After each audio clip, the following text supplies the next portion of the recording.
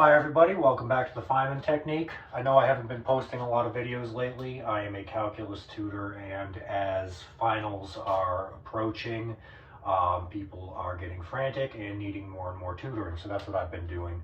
But anyway, I figured I'd post one really quick on the Fresnel integrals. I know I've done these on this channel before using Feynman integration. Today I'm just going to be using Euler's formula to solve this. So all we'll need to know is Euler's formula. We'll need to know this. This comes from the Gaussian integral. If you make the substitution that u or maybe x is equal to the square root of t, or if x is equal to u over the square root of t, you'll just get this. And then we just need to know this. Basically, we can separate the real and imaginary parts of a complex number. In other words, the real part of this complex number is just equal to a, and the real part of that same complex number is equal to b. That's pretty basic. But anyway, let's get started. First, let's rewrite this equality, except we'll replace t with I. If this is true, then it should be true that the integral from 0 to infinity of e to the negative I x squared dx is equal to the square root of pi over 2 times I to the negative 1/2. Okay. Let's rewrite this I as e to the I pi over 2. All right.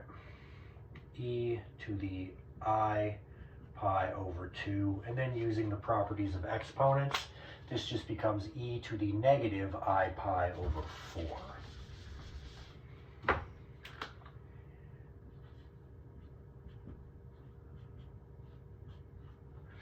Okay.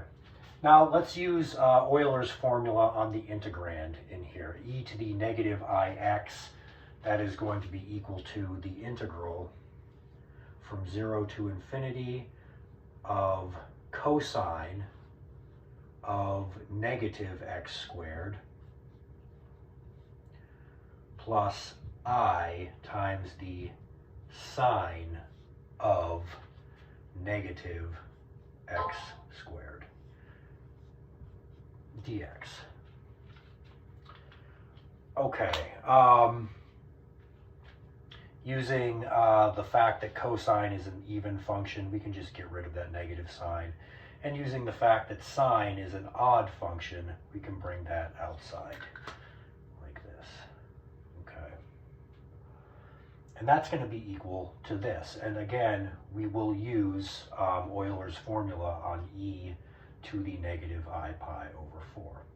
So that is going to be equal to square root of pi over 2 times the cosine of negative I pi over 4, negative pi over 4. That's just cosine pi over 4. That's just the square root of 2 over 2. Plus I times the sine of negative pi over 4. Well, that's minus I times the sine of pi over 4. So that's minus I times sine of pi over 4 is square root of 2 over 2.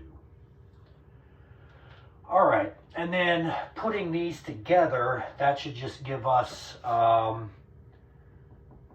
the square root of 2 pi over 4 minus I times square root of 2 pi over 4 minus I times the square root of 2 pi over 4. And then using this, that the real part of a plus bi is just equal to a. Well, we have, this is our a, and this is our b, so we have a plus bi, well, it's minus bi, but whatever, same thing. And we can see that If we took the real part of this, we would get the integral from 0 to infinity of cosine x squared dx, which would be equal to the real part of this, which is square root of 2 pi over 4.